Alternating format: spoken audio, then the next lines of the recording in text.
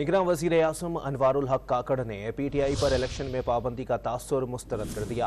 PTI समेत कोई भी जमात इलेक्शन में हिस्सा ले सकती है। अनवारुल हक काकड़ ने आम इंतखाबात से पहले हल्का बंदियों को ज़रूरी भी करार दिया।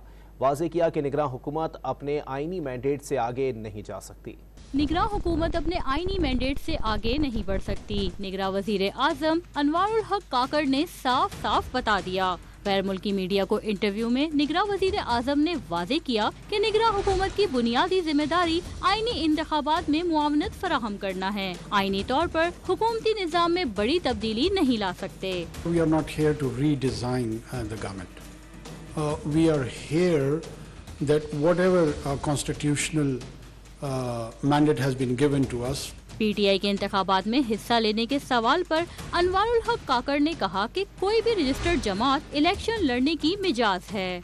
I don't have any sort of confusion or qualms on any political party, including PTI, that they would be part of the electoral process. They are registered political party with the Election Commission of Pakistan. निगरान वज़ीर आज़म ने इंतखाबात से पहले हल्का बंदियों को जरूरी करार दिया और उम्मीद का इजहार किया कि इलेक्शन कमीशन हल्का बंदियों का अमल मुनासिब वक्त में मुकम्मल कर लेगा।